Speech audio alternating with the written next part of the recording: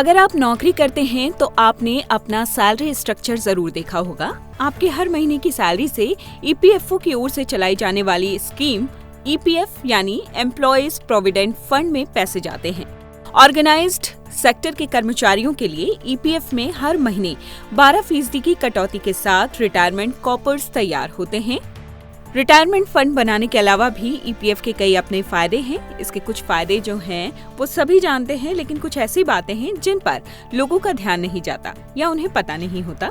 चलिए हम आपको बताते हैं ईपीएफ के फायदे क्या हैं।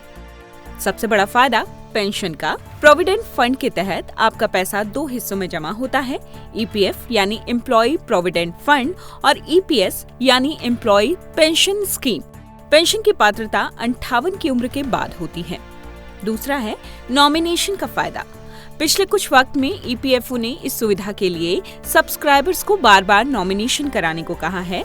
आप अपने ईपीएफ अकाउंट से किसी को भी नॉमिनी बना सकते हैं। सब्सक्राइबर्स की मृत्यु हो जाने पर नॉमिनी को पीएफ के पैसे मिल जाते हैं। वीपीएफ में निवेश। कर्मचारी ईपीएफ के अलावा वीपीएफ यानी वॉलंटरी प्रोविडेंट फंड में भी निवेश कर सकते हैं। आप अपनी बेसिक सैलरी से एक्स्ट्रा कंट्रीब्यूशन वीपीएफ में डाल सकते हैं। पैसा निकालने के नियम। ईपीएफ से पैसा निकालने के कई नियम हैं। ऐसा नहीं है कि आपने अपनी नौकरी बदली तो आप आराम से ईपीएफ अकाउंट से पैसा निकाल सकते हैं। आप तब भी ईपीएफ से पैसा निकाल सकते हैं जब या तो आप 2 महीनों से नौकरी नहीं कर रहे हों। पैसे भी तभी ट्रांसफर किए जा सकते हैं जब आप नई नौकरी पालें। अगला है आंशिक निकासी।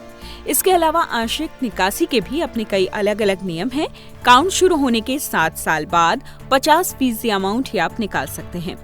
ईपीएफ पर ब्याज। ईपीएफ पर आपको सालाना ब्याज मिलता है जो कि कंपाउंड होता है। अभी सरकार आपको ईपीएफ पर 8.15% की दर से ब्याज दे रही है। अगला है लाइफ इंश्योरेंस। अगर किसी कंपनी में लाइफ इंश्योरेंस का बेनिफिट नहीं है तो वहां कर्मचारियों को ईडीएलआई यानी employees deposit linked insurance scheme के तहत लाइफ कवरेज दिया जा सकता है। हालांकि इसमें कवरेज बेहद कम होता है।